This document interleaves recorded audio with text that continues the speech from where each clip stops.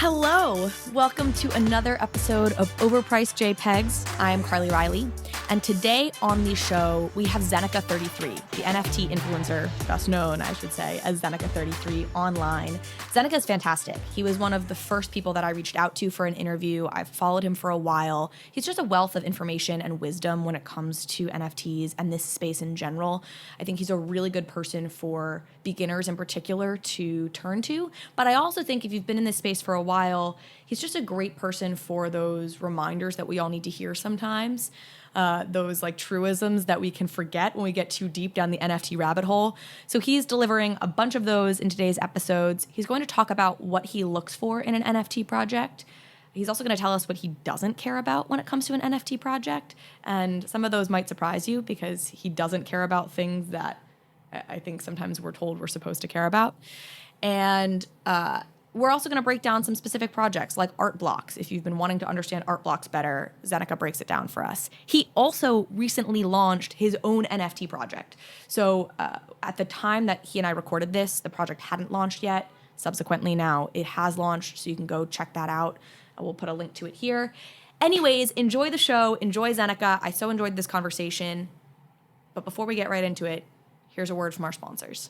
Everyone is talking about the metaverse these days, and we're all still trying to figure out what it actually is, because everyone is looking for how to get exposure to it. That is why a metaverse index fund is so important, because in such a young market, an index can give you broad exposure to all the various players who are building out all these digital worlds that will ultimately become the metaverse. And that's why you should check out the Metaverse Index from the Index Co-op. The Metaverse Index gives you simple, easy, and safe one-click exposure to the emerging open metaverse trend. The MVI Index contains some of the biggest metaverse projects out there, including Axie Infinity, Decentraland, Illuvium, and more. So join thousands of holders who have already trusted nearly $50 million to the MVI Index. And if you buy $500 of MVI on the Dharma app, you can receive $50 worth of ETH on the Polygon network. There's a link in the show notes for you to click so you can get started on your journey into the metaverse.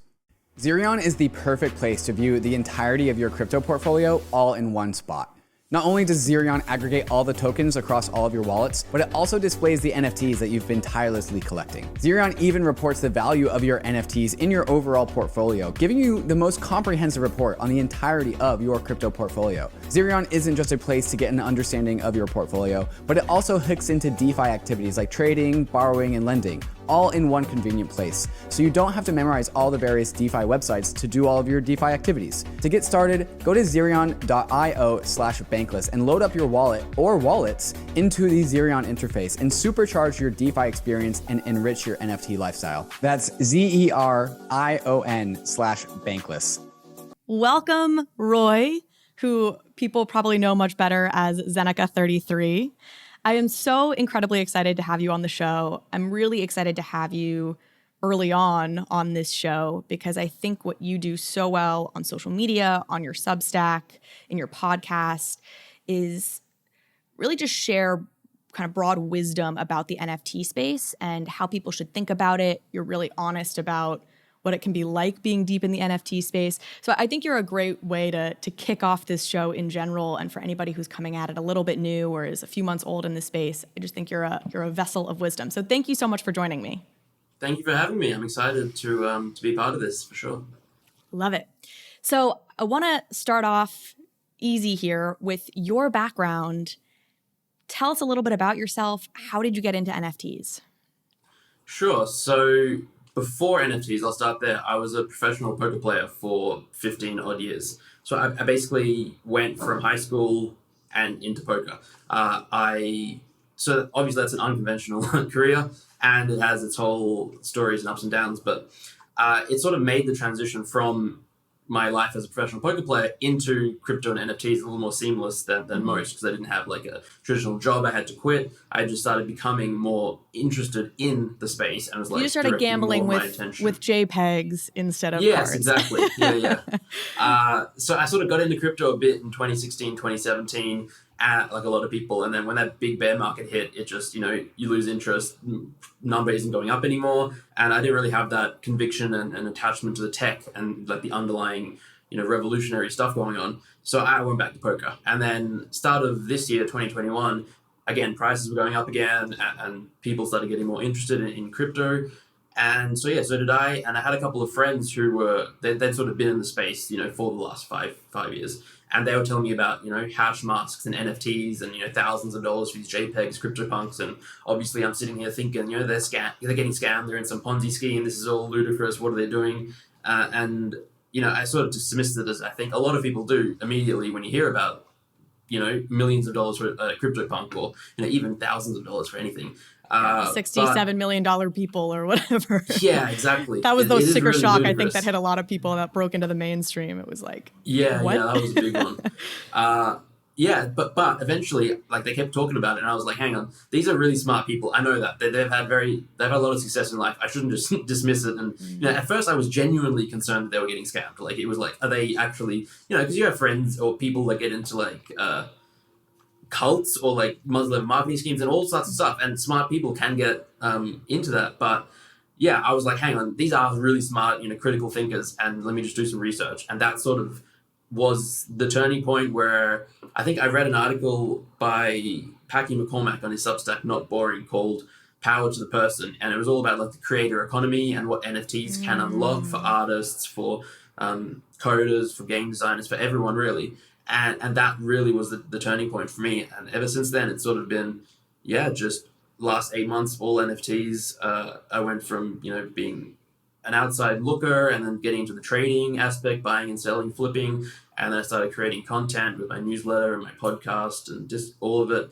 And now I have my own NFT coming out in a couple of weeks. And I'm sort of transitioning more towards the building side than the flipping per se.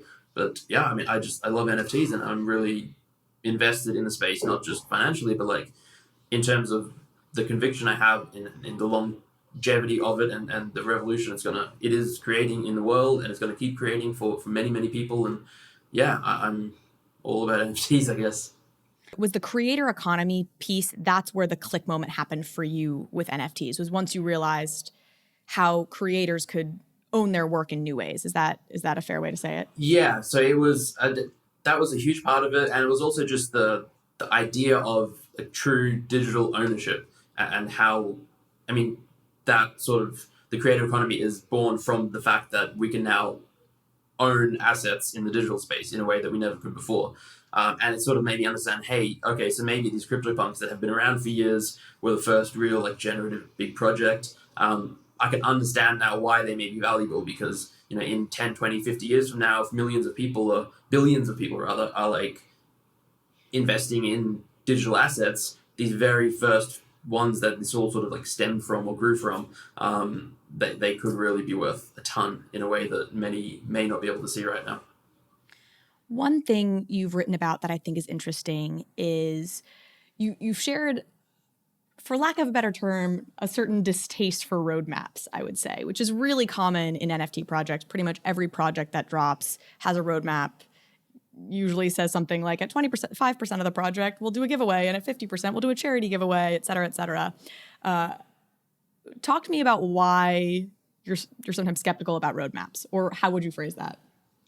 Yeah, so I definitely don't like most roadmaps. I think most projects, like we have dozens of NFT projects launching a day, maybe hundreds a week now, which is already ludicrous. But the thing is that most of them, they're just sort of jumping on the bandwagon and trying to copy the success of previous projects, and they're effectively copying their roadmaps and not really innovating. And I think that's one issue I have. Like, if a project says their roadmap is just sort of what you're saying, 20% will giveaway, 50%, community wallet will be funded, 75%, we'll donate to charity. That's great. I love that aspect, but it's just like, it's nothing new. It's nothing revolutionary. And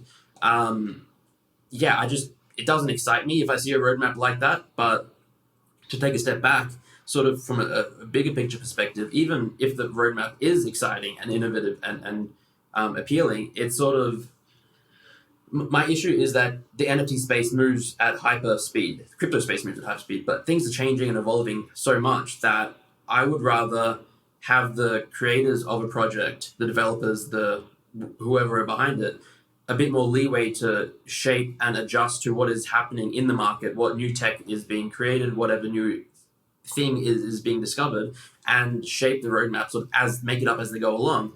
And the fact that a lot of people in the community want a roadmap and want to know what the project is going to do, and then it's sort of written there, like people buy into the project saying, hey, this is the roadmap. The creators are then obligated, rightfully so, I think, to deliver on these things. And it may be that some of them take several months to do, and by the time it's ready to be launched, no one really cares about that anymore. It's like, that was the hot thing 3 months ago, and it's like, I think we saw that with companions, like the Bored Apes have their Kennel Club companions, and the Punks had Meebits, and that was like a really cool thing to do, and now every project has copied that, and it's not really that exciting or amazing or innovative anymore, but because they had it in their roadmap, they feel obligated to do it. They spend so much time and energy fulfilling these things that they said they're going to do because everyone seemed to want them, but they weren't really innovating, they weren't really pushing the boundaries, and that, yeah, I would rather just have like a description of what they want to do, like their vision, like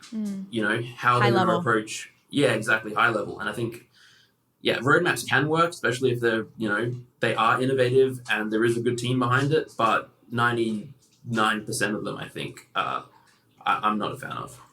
So you've written about how you pick projects, and I thought it was a really awesome piece on Substack. We'll link to it. What do you look for when you're evaluating a project or when you're getting into a project? So the number one thing I always look for is the people. I look at the people behind the project. So that's the team, the developers, the artists, the managers, and anyone involved in the creation of the project. I want to know who they are. I want to know what they've worked on before. I want to know what they're like. Are they good people? Are they smart? Are they thoughtful? You know, do they have the ability to take the amount of money that they're raising, which is usually quite significant, and use it for good, for the good of the community, for the good of not just their specific community, but the wider NFT community, and just be smart and make good decisions. And so that's the most important thing. Like, first and foremost, it's always about the community. I don't really look at the art that much first off. I obviously don't really look or care about the roadmap, any of that stuff. And then the second thing is, again, the people, but I want to look at the community rather than the team behind the project. So, you know, so many of these NFT projects, their success is like lives and dies based on the people that are invested and buying into these NFTs. And so I want to like join their Discord and see who else is interested in this project. Why are they interested in this? What are they talking about? And you can sort of tell projects that are sort of built on a house of sand are when the community and even the team sometimes, they're all focused on the price. They just want number to go up. They want people to sweep the floor and delist. And it's just sort of this, it's not really creating any value of substance. It's just, there's nothing there.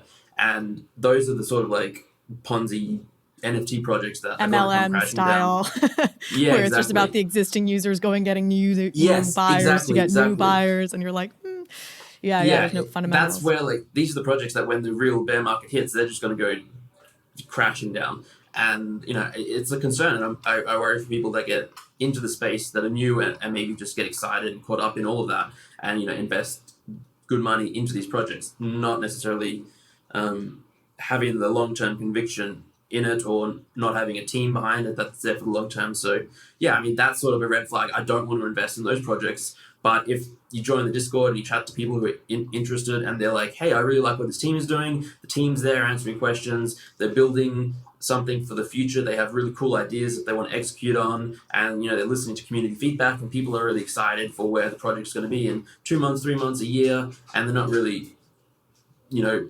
bothered by the price too much, then that's just a really good sign. So it really just comes down to the people. And then after that, like, yes, the art is important. I prefer if I like it, but you know, art is so subjective that if I don't like it, other people might, and if I love it, maybe no one else. It's like that is something that isn't a huge factor. I guess specifically in these like 10,000 generated projects we're talking about. If I'm buying like one of one art or art blocks, then obviously the art is a much more determining factor. But yeah, they're two separate kind of collections. Are there any projects you want to shout out that you think like, hey, that's a great example of you go into their Discord, you go into their community, their team is super strong, they don't care about floor price. What are you eyeing these days that you think are doing that? Well, the one that just immediately comes to mind because they made an announcement like an hour ago is Blitmap. And so their founder is, his name's Dom. He was a co-founder of the Vine app, if you remember that, the 15-second videos or whatever, yeah. He has been in the crypto space for a long time. He's like a true builder, innovator. He really does create awesome products. And yeah, I mean, so that's just one project where no one really cares about the price in there, even though it's gone gangbusters. It's difficult to shout it out because I think the floor price is really high right now to get in, but it wasn't for a long time. I'll shout out Top Dog Beach Club because that's a project that's been around for a few months. Their price hasn't really done anything crazy. I mean, I think at time of recording it's probably like 0.15 ETH, and they minted at 0.08. I mean, so obviously, almost doubling in a few months. That's by many metrics a smashing success, but in the NFT space, when people are used to like 10x, 100x, and they look at that and be like, it's kind of struggling. But this space has ruined investing for anybody who's a part of it for all time. I was like looking at something outside of crypto that was like a 20% return, like nearly guaranteed, and I was like, that is such a great return. Yeah. By any normal really standard, like hedge funds that have like a 20% return are like on top of the world. And I'm like, oh God, like, like my $2,000 investment is really $100K right now. Why would I ever waste my time with 20%? It's warped everything. Yeah. Yeah. I would love to get your thoughts on the market broadly. You talked about PFP projects versus art projects and how you approach that differently from an investment perspective. Do you have like mental models in your head? This is something I've been trying to build up of like different categories of projects, and therefore you kind of think about them differently or price them differently, or hey, there's PFP and then there's art and then there's utility. Like, what are those categories to you if you have them? Yeah, I've never really consciously sat down and thought about them, but there's definitely a different approach to the profile picture projects, to the art, especially the one-of-one art. Gaming projects would be another big category, and then sort of like the utility or membership aspect. And I would say by and large, like the gaming, the utility projects are sort of much more designed to provide value of a longer term. A lot of the gaming projects, they're like, obviously it takes time and money and work to create a successful game, and a lot of playtesting and back and forth. So if they're launching now, but the game may not be released till next year, obviously you need to have a long-term vision. But I do think gaming NFTs are going to pop off and be huge. And so the approach for investing into gaming NFTs is, again, for a much longer-term vision, whereas with these profile picture projects, a lot of them are running on hype and FOMO and short-term basis. And it's much riskier to invest in them because, A, there's just an oversaturation of them in the market. There's just tons of them popping up every single day, and there's just not enough. Like, despite the space growing at warp speeds, there's still just not enough people and enough money coming in to support most of them being successful. So most of them will fail. And yeah, I guess with the profile picture projects, just understanding that it's higher risk. Yes, you can, because of that, you can probably find 10x, 100x gains occasionally, but many projects are just going to crash 99%. Yeah, so I would approach them with a higher risk and the other things with a bit more lower risk. Would you describe yourself as more of a long-term investor or more of a flipper or a combination of the two? Definitely a combination. So maybe like 6-8 months ago, when I was first getting in, it was more of the flipping side, just because I didn't have much of a bankroll. If I put 1 or 0.1 ETH really into a project and then it went up to 0.2 or 0.3, it made sense to take that out and then try and find other projects to invest it in. And it got, like, over time, I became more of a long-term holder. Just as I was being successful at flipping, I was able to, say, mint 2 or 3 in a project and maybe sell 2 of them and hold 1 for the longer term if I believed in it. And then as time has gone on, I was like minting more, flipping more, and then trying to find projects that I thought were really good for the long term and putting and holding onto them more. And now I'm at a point where I basically do very little flipping, active flipping. Like, very rarely am I buying things with the intention of selling it soon, anytime soon. But occasionally I'll be buying things and then selling them a few weeks later. If they go up like 10x, I'm like, all right, I should take some profits, just because you should always take profits. But now I'm focused more on the really long term and building my own projects and advising other projects. And it's really sort of, it's almost like a weight off my shoulders. I don't feel like I need to be flipping anymore. Like, even though there's good money in flipping, I think, and it is fun and it was exciting, it's it's also stressful. It's also a lot of time involved, and you feel like you're missing something if you're not at your computer 24/7. And yeah, I'm sort of happy to have moved on from that. Yeah.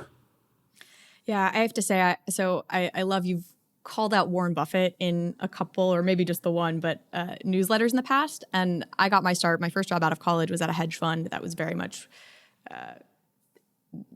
built around Warren Buffett's investment philosophy, which is a very long-term orientation kind of a project. So the flipping thing is very anathema to me and kind of hard to get into.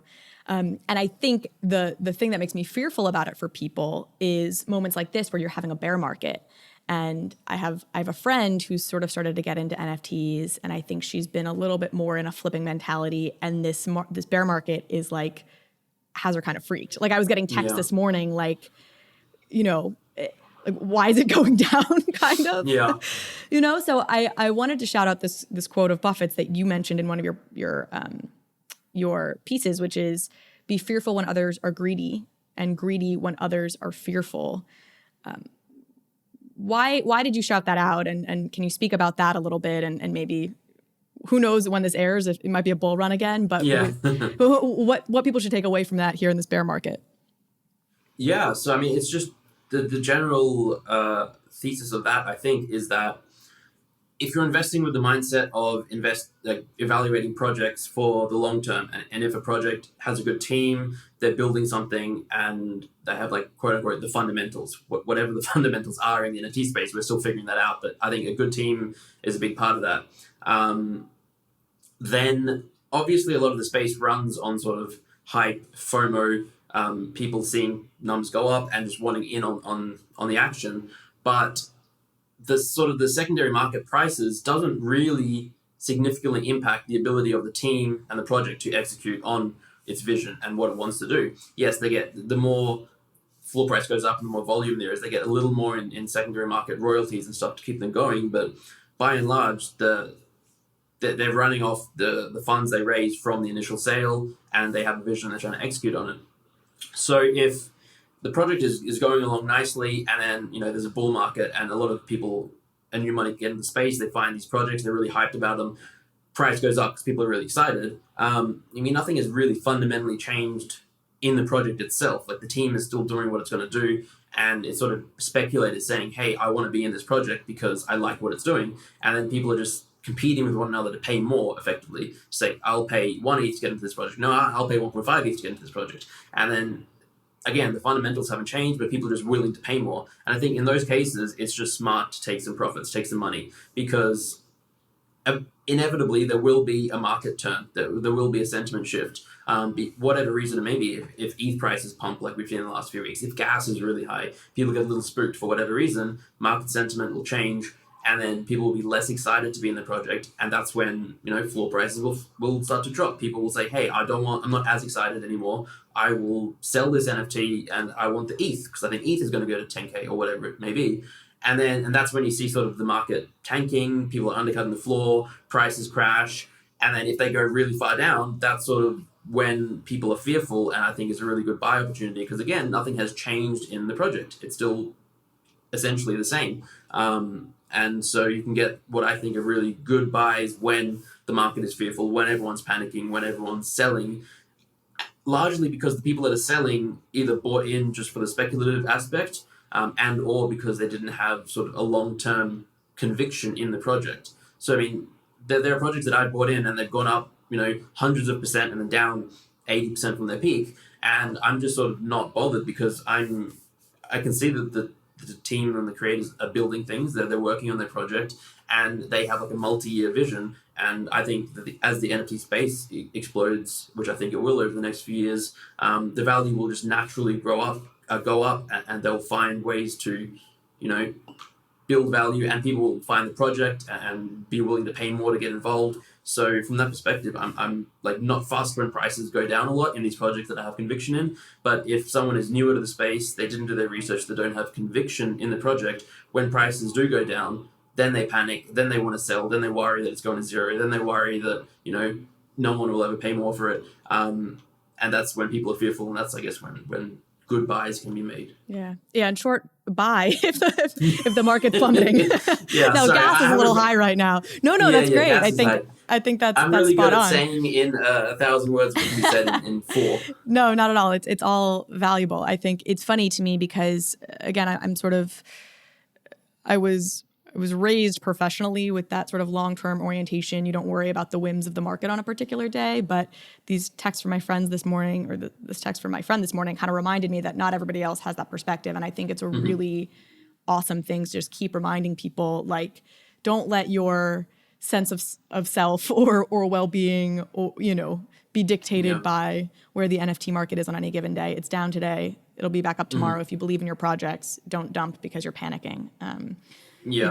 Hold on. There is, there is sort of money to be made and like an approach to take, which is much more short-term minded, and you sort of like, you can trade with the emotions of the market and swing trade, so as it may be. But if you are doing that, I think it's important to understand that you are doing that and that you're playing an insanely risky game. Like crypto is risky, investing is risky, and NFTs are even more risky.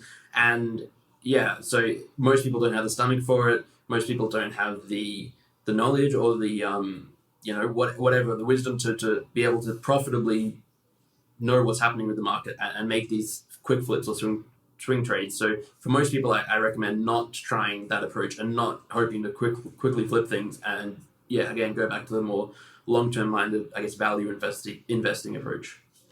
Do you have recommendations for people on where to start if they are even interested in flipping? Like, where to source new projects? What are the good spots what are the good people to follow on Twitter other than yourself? Do you ever recommend that to folks? I get this asked a lot, and I still don't have a good answer. Yeah. I was hesitant to ask it because I'm like, I don't think anyone does. Yeah, that's the issue because, well, so much of it is sort of self-learning. You just need to put in the time, start following people on Twitter, see who you think makes sense and who you jive with, and jump into Discords, network, talk to other people in the space. Like, everyone is by and large very friendly and welcoming and willing to share information and help one another out and sort of like, lift each other up. But it takes time to just wrap your head around the whole space and see what's going on. And I think the number one piece of advice I give to anyone is just to be patient, because it's so enticing, and just people want to just jump in and like want to buy an NFT, and if they buy one, it's fun and exciting, they want to buy another one, and they see people around them making massive gains. But what they don't see, because a lot of people don't publicize it, is their big losses and the mistakes, which are around a lot as well.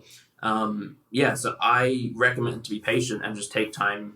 It just takes time to just research yourself. And it gets called a rabbit hole for a reason, right? Like, it's a rabbit. You just keep going down and down and down and down. And, hopefully eventually you hit that point where you start to get a feel for it. But it takes a while. I mean, I'm many months into this and I don't feel like I'm there. The learning curve is steep, and that's something that we need to improve upon. And I think we are getting better at it. And over time we'll have better resources and like a go-to place for people to go to find and learn and educate themselves. I know about some projects in the pipeline that are working on these things, which is exciting. So, anything you can share? Sure. Any secret alpha? Yeah. They're launching next week, so I don't know when this is going to come out. But a project I'm advising on is called Curious Addies Trading Club, and they're effectively, their goal is to build sort of like the Duolingo for crypto and NFTs. So an app that beginners can learn, understand what gas is, what Ethereum is, how to transact, what an NFT is, everything basically in an easy to just a gamified way, because that's fun and stuff. And it's backed like the two co-founders are a husband and wife team who have had tremendous success working on other startups. The husband, Ben, is a Thiel fellow from, so he dropped out of Harvard. He got that. Yeah, did the grant Peter Thiel, grant Thiel thing. And so they've had a lot of success. They know what they're doing. They've built apps, and they want to basically create this go-to place for new people to crypto and NFTs. And it'll take them a while to develop the app and be out on the market, but it's yeah, that's exciting for me because I would love to say, like, we all have friends saying, hey, you're into NFTs, how do you get in? And you're like, where do I start? Oh, okay, maybe go to YouTube, watch these couple of videos. Here's an article that I found, and ask me questions. And it's like, it's not scalable, but it just to say, hey, go to this website, look at this app, download this app. Great. So that's really exciting to me. Yeah, there's the macro and then the micro. It's like, well, let me first explain to you or try and convince you that this is a legitimate thing. Yeah. Then step 2 is trying to start directing you places, and it's so really difficult. A challenge. Yeah. So speaking of learning, something you've written a lot about that I'm eager to learn more about, and I imagine a lot of other people are as well, is art blocks.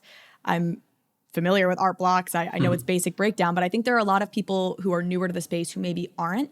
And you've written about it, I think, really eloquently. So first, can you give the brief overview, if somebody doesn't know, of like what art blocks is and sort of how it's broken down between playground and curated and factory and et cetera? Sure. So art blocks is a platform where generative artists can release their work. And so generative art is basically art that is created by code. So the artist they won't just use it. They won't use Photoshop. They won't use pen and paper. They'll write some code, and the code itself will generate the art. So they can code in a color. They can code in circles, and all that kind of stuff. And they're able to make extremely sophisticated things and pieces of work that look visually appealing and aesthetic and just nice pieces of art. But rather than them creating themselves, they're generated by the code. Generative art has been a thing for 50 years, even before computers, people were finding ways to generate art without, physically creating each piece. But obviously, as technology has improved and gotten better and coding has gotten better, people have created more sophisticated versions of generative art.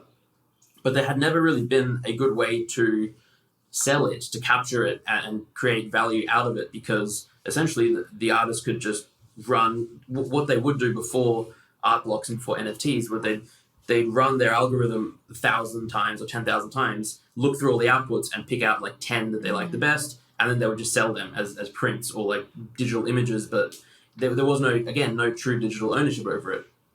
With NFTs and blockchain technology, what can happen is that, and what does happen with art blocks, is that the artist will upload their code to the blockchain, so it'll be permanently and forever stored on chain, and the user will go to the art blocks website.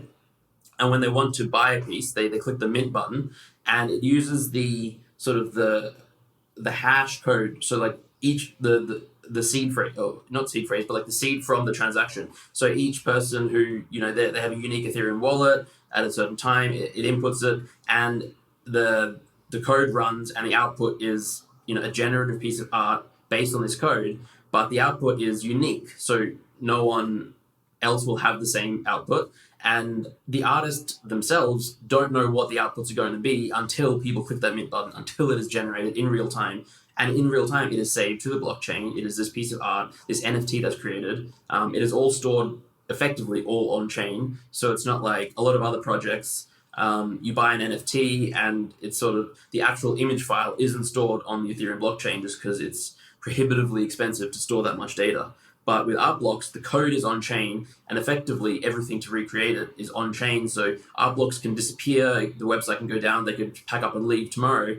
And as long as the Ethereum blockchain is around, more or less, people will be able to recreate their art. I mean, okay, there's usually a couple of other dependencies, like a JavaScript package called P5JS, I think, which is a generative art package. But for all intents and purposes, that package itself is as decentralized as the Ethereum network. Like it's the code is like locked in a cold storage locker under a mountain in Norway or something like that, and it's like in thousands of people's computers, and it's like you will be able to recreate your art whenever you want. So it's like true ownership in the truest sense. And so Art Blocks is this platform where artists launch their projects on there. Users and collectors can go and buy them and create and find out what they get. Like, again, no one really knows exactly what they're going to get by clicking the mint button. So it's a bit of a fun experience. And they've launched a couple hundred projects now, and they sort of split their platform up into 3 different areas. So there's a curated collection, the playground, and the factory. Curated is basically what it sounds like. So the art blocks team themselves will go through all their applications and curate and select the ones they think are the best or the most interesting or unique or whatever it may be, and release them under this flagship collection. And they're restricted to one a week at most. Usually, like lately, it's been a few weeks since we had the last one, to sort of like restrict the supply and keep quality high. And they go through a curation board, and so it's very prestigious to release under that. And then any artist that has released a curated piece can sort of release a project in the playground, which, as it sounds like, is just a place for them to try new things, experiment, play, and create new art. And they can launch one project a month there effectively. And then the factory is just sort of everything else. So if you're a generative artist, you can apply, and maybe you don't want to go through the curation process, which can take months, maybe even years now, to actually have your work on art blocks in the curated section. Or maybe you're just newer to the space, or you don't have your work isn't as unique or advanced or whatever to necessarily pass curation, but it's still generative art, it's still cool, interesting, and it passes like a lower bar of curation. And that's where the factory comes in, and they release multiple projects a week there, and it's a lot more affordable as well. Like for curated, the price is now several ETH each usually. Maybe less now because of the bear market, but 1 to 2 ETH at least. Whereas in the factory, you can get it for like 0.1 ETH, for example. So now's the time to buy art blocks. Yeah, again, probably. moral of the story. So you're very bullish on it, and you've written about art blocks specifically a couple of times. Why are you so bullish on art blocks? Generative art can be created anywhere. What it is about an art blocks stamped piece that you find so exciting? Yeah, so I would say I'm very bullish on generative art as a whole. So there's going to be very successful generative art. There has been not on art blocks as well, created elsewhere, other platforms, other individual artists releasing it. But I just think that generative art as a medium is just going to explode over the next several years, decades even, because it's just the perfect vessel, or like this point where art and coding and technology and culture all meet. And it's a thing that wasn't really possible again before blockchain technology. And we're sort of still in the early days, I think, of real, what they call long form generative art, where you can create 500 or 1,000 iterations of something and sell them. And so yeah, very bullish on generative art in the long term. And I was actually sidetracking. I was talking to someone a couple of days ago who has created a platform for kids to learn generative art. And so it's sort of like a learning course. You can, I think it's ages 5 to 17 or something. They go on, they click what their interests are, and then it really takes them through the basic steps. It's like copy and paste, like tells you the basic code. It's like write this in, and it'll create like a square that's colored, and then you can add a ball to it, and you can move it. And it's like really teaching the next generation of generative artists, and like I think that's going to be bigger and bigger as we go on. Is that like an online thing, or is that's in Germany somewhere? It feels like that's the kind of thing online that Europe is going to catch on to before the United States. Like no, this is an American thing. Oh wow, yeah, yeah. It's This should definitely probably start being like the school curriculums themselves. We need, I think much that's heavier part of the focus on generative art and on computer science and NFTs Exactly. and crypto in general. And yeah. we'll get there in 100 years once it's Well, yeah. Slow and past the steady. time when we needed it. Yeah. But we're getting there. And I guess to get back to it, generative art, very bullish. Art blocks, it's just already a massive, well-established brand in the generative art space. They have tons of artists that are, many of them very well respected. Probably all of them. I mean, I don't know them all specifically, but there's tons of people that have really fallen in love with the art and found personal connections with the art and the artists and the platform. And I know that the team, the creator, Snowfro, Eric, he has a really long-term vision. Like he wants to build out art blocks and just essentially encourage this whole generative art movement from not just a collector's or financial or investment point of view. He's more focused on the art and, making that explode. And I think that's really important. And, again, they're building for decades, not just the next month or year. So I'm bullish on the whole ecosystem. ONJUNO is your new crypto-enabled financial services company. ONJUNO lets you get your direct deposit paycheck paid to you in crypto. Set up your direct deposit with ONJUNO and receive part of your paycheck in your preferred crypto asset, reducing the time that you're holding on to your inflating dollars. The best thing is ONJUNO sends your crypto directly to your own wallet, whether it's your Ledger, your MetaMask, or however you hold your crypto. ONJUNO can also be a checking account for your crypto, where you manage both your cash and your crypto from one simple account. It's free, and opening up an account with ONJUNO comes with a metal debit card that gives you 5% cash back at select businesses, including Uber, Starbucks, Walmart, Target, and other Web2 companies. Use code Bankless when you create your ONJUNO account, and our friends at Juno will airdrop you $50 in ETH when you set up your first crypto paycheck. Sign up at onjuno.com/crypto to get started. That's onjuno.com/crypto. I want to give a special thanks to overpriced JPEG partner BlockBlock, not only because they are a sponsor of this show, but also because they are my employer. BlockBlock is an innovative blockchain lab. We work across NFTs and the metaverse, and our goal is really to push the industry forward with every new project we take on. We founded and currently run the MEBits DAO, which just partnered with Larva Labs to create more metaverse-friendly renderings of MEBits, which is awesome. We are also partnered with a Sundance Award-winning filmmaker to build the first DAO that will own a feature-length documentary film. We have a ton of cool projects down the pipeline and are really looking for cool people to partner with on this. So go to blockblock.io to subscribe to our newsletter and be kept up to date about what we have going on, and also to check out open roles we have available. Would love to have you apply, come work with me, coming out, blockblock.io. You taught me the term in your writing, via your writing. I'm not going to pronounce it probably correctly, but Veblen or Veblen Goods?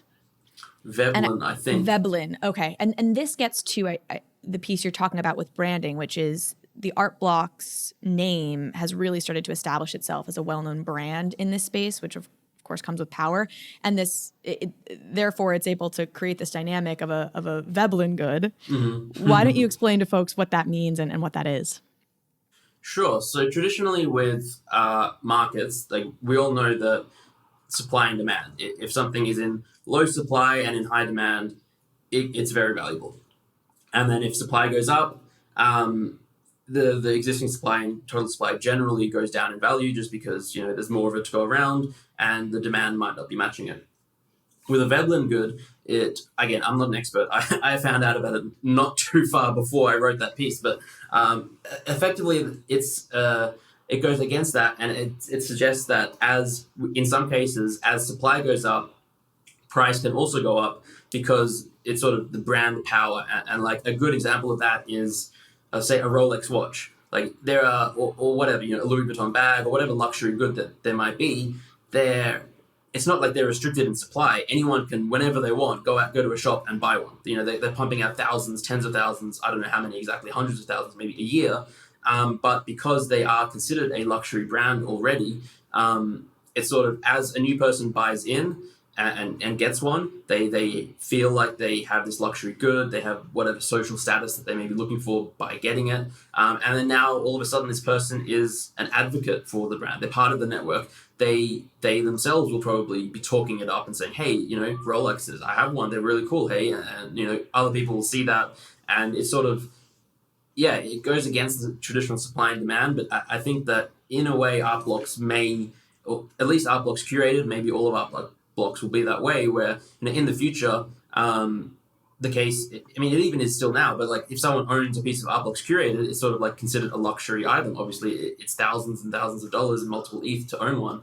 And they keep releasing more, but it's not really hurting the value, I don't think, of Art Blocks curated. It's just, more of the same luxury good being released. And I think you made this point sort of as a response to people who were like, oh, because there continue to be new Art Block exhibitions and new artists, is there going to be an oversupply problem with Art Blocks that's going to hurt them in the long run? And I think we in the NFT community maybe are so wired for like, there's only 10,000, right? There was this 10,000 drop. The idea that something is going to continue to be produced over many years like freaks us out. And I think that's the wrong perspective. First of all, 10,000 is so tiny. Like there are going to be so many more people that flood into this space. So like supply, I don't think is at all an issue right now we need to be worried about. But I think that point of like, if you establish a strong enough brand and establish yourself as a luxury good, you are less subject to those kinds of whims, to the supply and demand whims. Very I definitely agree with that. Yeah. So I want to make sure we talk about your project. I think it's really exciting. You have announced you are launching your first NFT project. You mentioned this earlier, said you're excited to kind of get out of the flipping game and start building something. Talk to me about the project.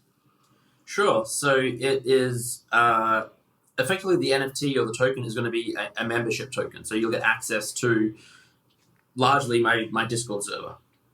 And so I created this Discord server 2 or 3 months ago now, and it was free and anyone could join. And I sort of always intended it for it to be free. Like, I even had in the back of my mind, yes, I may launch an NFT in the future. Maybe you'll get access to a couple of private channels within the Discord, but the whole Discord will be free. And over the last maybe 2 or 3 weeks ago, I sort of changed my mind and decided to make the entire Discord sort of gated. And you need the NFT to get in. Although anyone who was in at the time, which was like 11,000 people, I said, you're here, you supported me early, you have lifetime access, basically. So I didn't want to, make anyone who had found it have to pay. But the biggest reason for wanting to make the whole Discord gated, as it is that like the NFT space is so Wild West-ian, to create a term. It's full of scammers and bad actors, and like especially on Discord, people are joining servers and like DMing people with malicious links and posting links in the Discord. And we had a case a few weeks ago where 3 accounts joined, 3 or 4, and then one of them posted a link to a project saying, hey, this is minting now, it's really cool. And the other ones were jumping in saying, hey, I've minted some, hey, that looks really cool. And so, one of our members thought this was just genuine conversation. They went to the site, minted, and lost a little bit of ETH on this scam project. And, obviously I hate to see that. And by gating it and having this sort of higher barrier to entry, which is not that, the base token is going to cost 0.033 ETH. So it's reasonable, I think, for lifetime access to a Discord. So I think that will eliminate a ton of scammers and that kind of thing. And the other thing is it will just sort of make the whole Discord more cohesive rather than having 2 different sections gated and stuff like that. For the majority, everyone will get in. And so, this is a membership token. 99% of people, so I have 2 different price tiers, but this is the one that I think 99% of people will be interested in, 0.033 ETH. And the drop mechanic will be that it'll be an open edition, so there's no restriction on the amount that I'm going to sell, but it'll be open for 2 weeks. So, anyone can wait for gas to be low. If they want in, they can wait, take their time, mint. If they want to mint multiple, maybe they can give it to friends in the future, or if they think it'll go up in value in the future, they can do that. But, so this avoids any sort of gas war, any sort of whitelisting necessary. And it's not like I'm selling a rare commodity. It's not like every NFT is going to be exactly the same. So it's just going to be a digital letter written by me with some text. It's a fungible, non-fungible token. Exactly, yeah. ERC 1155 for the technical ones out there. Yeah, there you go. It's basically what it's going to be. And so, everyone will be effectively the same, but it's just like a membership card to the Discord. And I want to get into the second tier as well, but before, so what's going on in your Discord? Like what's the haps happening in the Zeneca Discord? Is there awesome people, good insight? What are we getting there? It's all of that. It's just a really good community. It's tons of people that are, friendly and willing to help and share information and learn about the space. We have like an alpha channel, which a lot of Discords have now, where people post about mints going on in real time and try and share information. But I'm trying to make the focus not so much on like what's happening right now in short-term alpha, but just sort of create this greater environment of education and sharing knowledge and researching longer-term projects. And so I post like occasionally, I'll do deep research into a project and post like a breakdown. Hey, I think this is good, this is coming up, or this project that had launched a while back is maybe a little on the radar. It's worth looking into. Obviously, I don't recommend anyone buy anything. I don't give financial advice. I just do some research and share some of it. And that's part of it. But a lot of it is just like, it's just another community to hang out and be around like-minded people who are there to learn and like are really here for the long run. Not like there's so many communities out there which people like them as well, but they're all focused on the short-term flipping. They're talking about like, this is minting right now, let's get on the way, let's flip it, and then move on to the next project. Whereas mine is hopefully more of like a chill, calm environment, and that is the community vibe that I'm fostering. So with the size of the community and with money raised, I hope to bring value in other avenues, whether it's discounts to analytics tools or whatever it may be. But again, like I hate roadmaps. I'm not promising anything. I'm just saying, hey, if you buy in, you get access to the Discord, and we'll try and do cool things together. And that segues me to the second tier. I'll tee off the second tier by saying I loved something you wrote about it, which is you realize this is expensive and I'm not offering that much, correct? Or some variation on that, which is a wonderful way to sell your own project. I actually think it is really effective, but it's hilarious. So I want to talk about why you wanted to emphasize that. But let's start with what is the second tier that you're launching? Yeah, so the first tier, unlimited 0.033 available to most. The second tier is basically much more exclusive. It is 3.33 ETH and restricted to 333.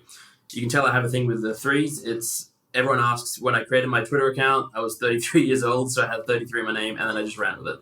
And I think I'm still 33. I forget my age. Anyway. You created your first Twitter account this year? Or within this age? I created this Twitter account. I had one from back when I was an online poker player for a while. It had like 2,000 followers, and it didn't really... Yeah, I didn't really use Twitter that much for the last... Now you have like 100,000 followers, right? No big deal. It's stupid, but yeah. It's growing fast. It is growing fast, which I think is a testament to the whole space growing so much. It's a testament to you too, though. I think you do long threads. So for anybody who doesn't follow Zeneca33, that's his handle... I really like you give thoughtful threads, which I enjoy on Twitter more than like snarky one-liners. So I think you're providing real value for people that way. Yeah. Okay, so 3.33 ETH. Oh, sorry. 3.33 ETH and restricted to 333. And basically what I'm saying is that'll get you access to a more private Discord. So within the private Discord, there'll be one channel that's just the 333 of us, or maybe a few channels.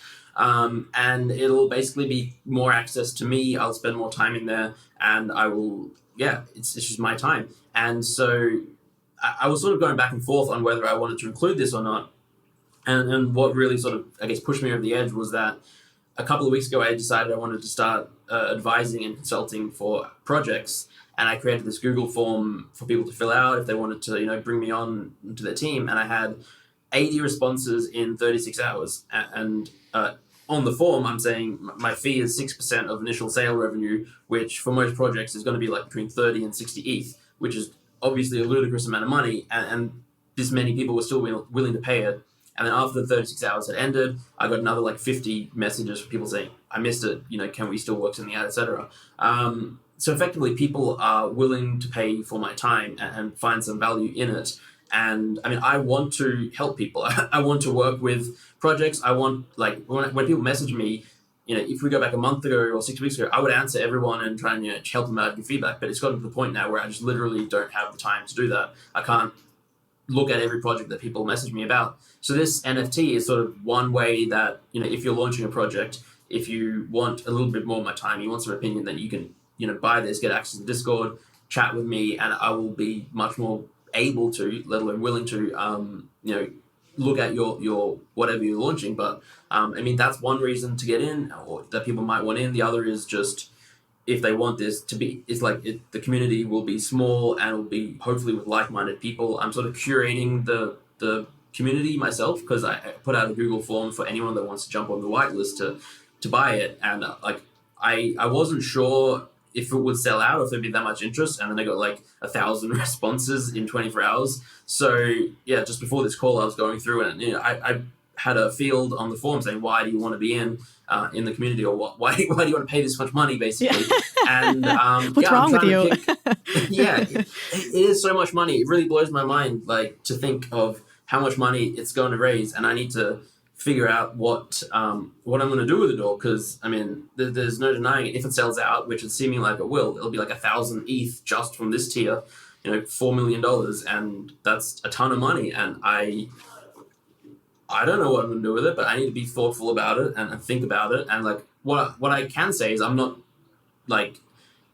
going to just create a token and pump it back into the, like, it's not a project where I'm saying, hey, I'm going to build this thing. I'm not an artist. I'm not a game developer. I'm not trying to create a DAO or anything like that. It's like in essence, people are paying me for the access and the time, and it's that kind of thing. But it does give me the ability to do cool and interesting things that, again, I'm not putting it in any roadmap, but I don't know, I commission artists to create cool art and airdrop to people, buy like metaverse land and have clubhouses. And I mean, it just collabs with whatever. There are a lot of possibilities, and I don't know what I'm going to do with it, but it's something that I need to think about, of course. But yeah, so I get to go through this list of people that have applied to be whitelisted, and I curate the list a bit, and I hopefully put together a group of people that are there for the right reasons. And then part of the value will be this network effect where, you have this group of people that are either they're new and learning and want to learn and have, maybe they have expertise from outside the NFT space that they can impart, or you have someone that's launching a project and wants some insight and, can help other people in the future who are going to, anyway, there's so many possibilities. But yeah, it's a bit of an experiment, and that's what it is. And I'm excited for it because, it will give me the financial freedom to not feel like I need to flip, not feel like I need to be buying and selling NFTs, and I can focus on, again, helping others and spreading, information and education and that kind of stuff. Yeah, I think the reality is, not to shill for your project for you, but but $13,000, right? Whatever this sort of lands at, who knows if ETH is 10K by the time this launches, and a little bit more, but is not unreasonable at all for like lifelong consulting services. Like consultants charge a lot of money, and there's as long as you hold this token, you have that access, right? So I think, heck, $12,000 is not a lot for a month of consulting services. So, if you're somebody who's looking for a really strong consultant, I could see this being a huge win for, like, not that you necessarily want to pick these folks, but like for institutions, right? Like who are trying to get into this space, and that's practically cheap if you're them, right? Yeah. I'm sure you're targeting sort of individuals that you want to bring in, but I think that 3.33 can be initially like, oh my gosh, whoa, because we're so used to drops where it is more like 0.05 or 0.033 or whatever. But when you frame it for what you are offering, as much as you joke that it's not much, it really is something. And then the other piece that I'm interested in is this network effects part. So I get a lot of questions, and I'm sure you get even more questions than I do about, hey, I'm an artist. I want to get started in this space. I see the opportunity, but I don't really know how to break through. And it strikes me that one of the biggest advantages an artist can have is other networked connections within the NFT artist space. I'm curious if you would agree with that, and you feel like maybe it's worth spending a bunch of time getting to know other artists in the space who can kind of be your network effects when you launch, and B, how much you're thinking about that with this community that you're building. Yeah, I 100% agree that it's incredibly important, the network effects. I think just for anyone in this space, like whatever your goal is, if you want to succeed in the NFT space, networking is probably the number one thing to do. And, networking sort of has this businessy-ish vibe where it's like you go to these events and suits and conferences and you chat to people and network. But in the NFT space, it's a lot more fun. It's like you just chat with people on Twitter, you join Discords and you vibe and, you have fun and you talk about cool JPEGs and whatever crazy madness is going on in the space, like someone refusing $9 million for their punk, or whatever. Coinbase is launching their marketplace, and there's just, you can talk about tons of stuff and you just make friends, and like everyone is so friendly, you network. And then if you are launching your project, if you are an artist and you have friends and communities, then these are the people that will be there to support you. And I really don't think I can understate how important the network effect is, and just how important it is to network. Obviously, you can be successful and you can find success by just being like a passive person in the space, just lurking. If you don't want to talk to people, you can use research and be on the outskirts and still find success by investing in stuff. But it's definitely harder, and especially if you're an artist trying to sell your work, trying to spread the word, then again, networking is key. And I forgot part two. No, I think you addressed it. It sounds like that part two was, do you have that in mind as you're curating this list of the 333 who you'll let in? Bit. Yeah. Because it strikes me too, as I'm once again explaining why this is not an overpriced JPEG that you were selling here, Roy/Zeneca. I think, $12,000 is also not a wildly aggressive marketing budget if you're launching a brand. And I do think artists should think of, I think a lot of artists do think of their NFTs as a brand, or should oftentimes, depending on the kind of art project you're dropping. And it shilling for your project in like a random Discord where there's 12,000 people is not always necessarily going to be the most effective way to go about it. I think there's a way people could think about this as a marketing expense for their project of, hey, I'm going to be in this intimate group of 333 people who this person I've trust had sort of handpicked, so that I think are going to be good people to have meaningful relationships with, who are maybe meaningful people to talk about my project out publicly if my project is good, right? I know you've been clear. I'm not just going to market your thing because you buy this. But $12,000 is not a crazy marketing expense for a brand, and a way to build a meaningful network. I do.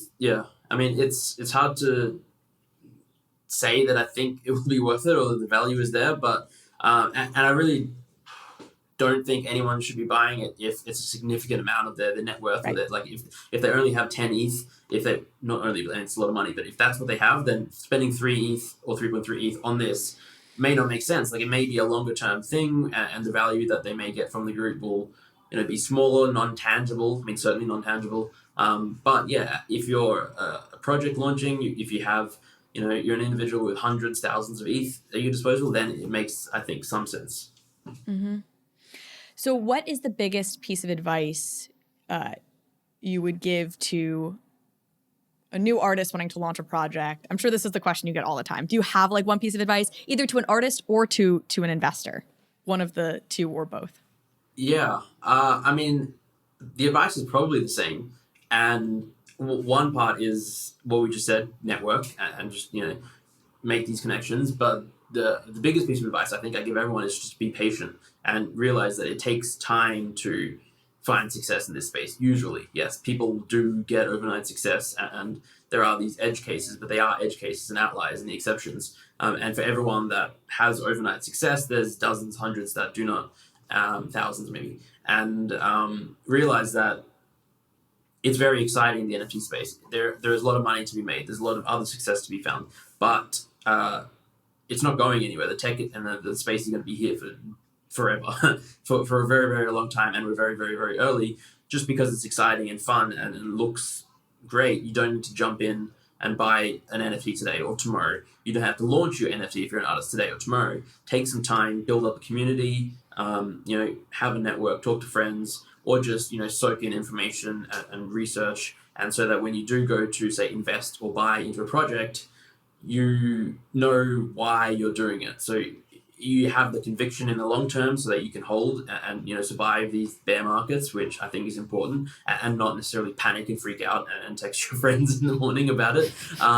That's one thing. Or if you want to play the aggressive, flipping, high risk game, understand that you are doing that, and again, that you may be losing a ton of money. You could go to zero, and only risk money that you afford to lose. But the issue comes in when people are impatient and then they just jump headfirst in, not really sure what they're doing. They just want to get involved right away, which I can understand, because it is cool and exciting and fun, and it's all happening. But yeah, people feel like they're going to miss out, that they're late already and they want to jump in. Yeah, there's so much FOMO, but you're not late, you're early. Even if you listen to this in 2 years, you're probably still early. Like, we have a long journey ahead of us, like decades. Think internet in 1995.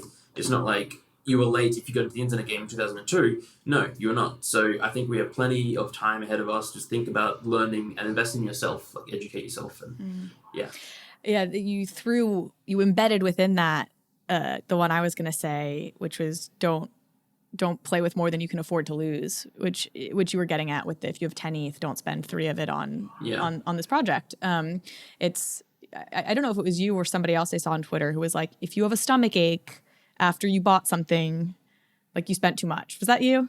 No, it wasn't, but it sounds like something I would like. It sounds like something you would say. Yeah, it does. Yeah, it was like, hey, if you have a stomachache, if you can't sleep at night because you're stressed about the move you just made. I've said the sleep thing before, but yeah. Okay, so maybe I'm conflating two different ones. Yeah. But no, that makes total sense. Did you have any moments of that when you were early in this space where you overextended and it was like that learning moment of like, oh, yep, okay, I crossed the line for myself? Yeah. I definitely had a few moments like that where, yeah, I guess I did overextend because I couldn't really sleep, or I was just too, like, I invested in a couple of projects and then I sold them for profit, but then they went up in like 5 or 10x, and I was like agonizing over it, which, I mean, it's going to happen in this space. You just can't time the top or the bottom or whatever. I learned from those, and over time have, I guess, started to, invest less, or like less as a percentage of my overall bankroll or portfolio, and more towards projects, again, to have conviction in. All of those moments where I had a sinking feeling in my stomach, or I couldn't sleep or whatever, it was always because I didn't have conviction in the projects I was investing in. And I will say I've had a moment, and I feel confident in saying I've learned from it. I'm somebody who, again, comes from a bit of a finance background. I know you should never play with money you can't afford to lose. But that means different things to different people. What you can afford to lose means different things to different people. And I went a little too far, like totally swept up in FOMO. I was in a Discord. The whole Discord was like going, like, you know, it was sort of the price was rising. Everybody was like getting each other so hyped up. And so I went in a little harder than I should have, like right at the peak, right? Like right as the thing starts coming back down. It's since gone back. I actually did have long-term conviction in the project. So I was able to handle it, but like I had the stomach ache. Like I went to bed. I woke up the next morning just feeling so embarrassed that I had like fallen prey to the hype cycle on a Discord channel. So this is to say, like, it happens. Again, God Can willing. we know like, what the project was? Oh, I'm almost, okay, I'll say it. 'Cause I love it. I love this project. It's creatures.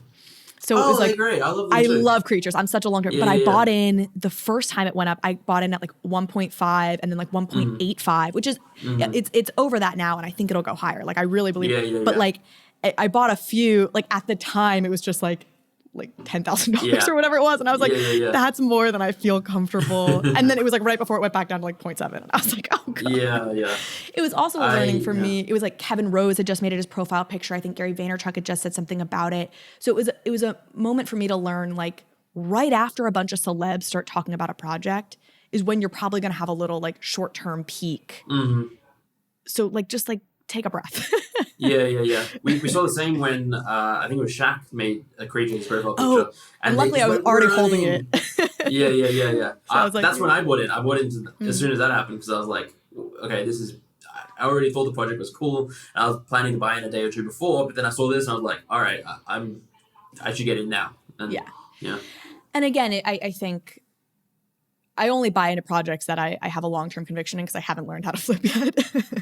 I may never, but that was a case where it was like, you took it a little too far. You probably shouldn't have spent that much. Awesome. All right, we're running low on time here. The last thing I wanted to address, because I think it's really interesting, is so Richard, who's an influencer in this space, kind of famously recently did not sell his CryptoPunk for like $9 million or $8 million or something, right? 9.5, I think. 9.5, okay. Yeah. And you retweeted his tweet about it saying, I'll get it exactly, like, when we say NFTs are different because institutions can't just come and buy them, this is what we mean. Some things are just not for sale. Can you explain that a little bit more, or maybe explain to people who are new to this space, like what that says about the culture and the sort of ethos in NFTs and why it's interesting? Yeah, so NFTs are, at least up until now, everything that's been sold, it's sort of like the ownership is distributed amongst the community, amongst real people, especially in the case of CryptoPunks that were here, like OGs in the space early, and compare it to sort of basically every other crypto investment, like coins or even financial stocks and stuff like that. If a big institution wants to get involved and into the space, they can just come along and they can just buy a ton of Bitcoin or Ethereum or Solana or whatever, and then they just have a significant portion of the market. And even at the beginning stages, they're often funded by, VC investors, angel investors, and seed rounds, and private sales, and publics, and then eventually, the rest of us, the what's the word? Lay people. Lay people, yeah. Regular casual investors, or there's a word retail for it, anyway, investors. Retail, there we go. Yeah. We are usually stuck having to buy in later on, and then price may tank because the institutions, decide, hey, we're just going to sell off a ton today, and then it's just like that isn't really a case with NFTs, at least at the moment. If an institution comes in and they want to buy a ton, like they want to invest $1 billion into CryptoPunks or apes or whatever, it's like they can't. They have to pay what we who hold the NFTs are willing to sell for. And in the case of Richard, he's just said, my punk is not for sale. So that means that it's not a case of, hey, we're going to offer you $1 billion, but it's just not for sale. And if enough of us say it is not for sale, then we get to keep the integrity of our community. We get to have it decentralized in our hands. And for the ones that do decide to sell, they get to dictate the price. They can say, okay, it's not for sale unless you give me, $100 million or whatever it might be. And then, so if the institutions want to get in, A, make them pay, and B, if you don't want to sell, don't sell. Like, my profile picture ape is just not for sale. I've created an identity with it. It's a brand now. I have a podcast called Two Bored Apes.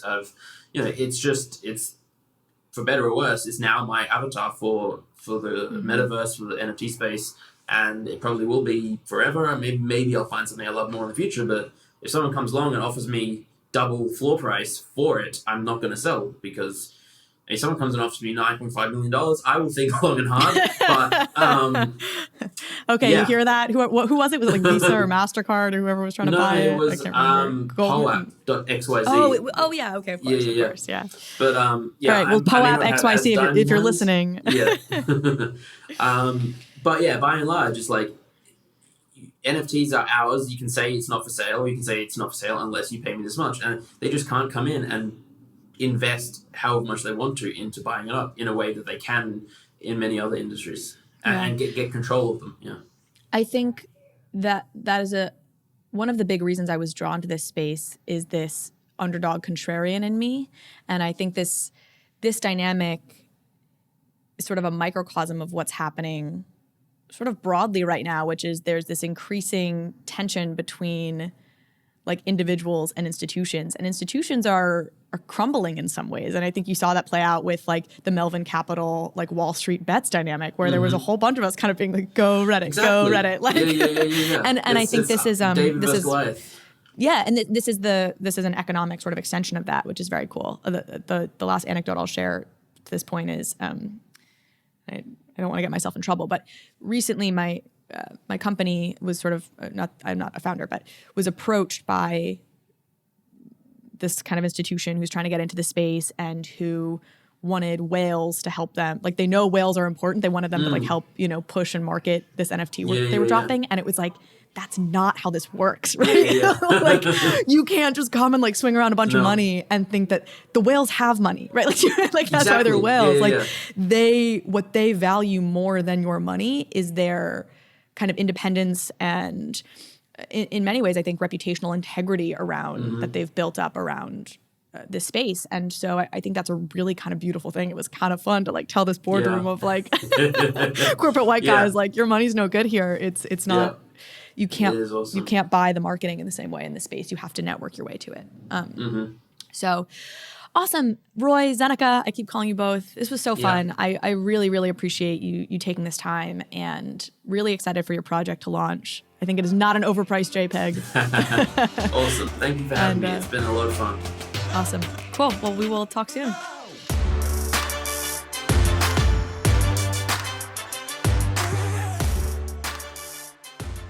Hey, we hope you enjoyed the video. If you did, head over to Bankless HQ right now to develop your crypto investing skills and learn how to free yourself from banks and gain your financial independence.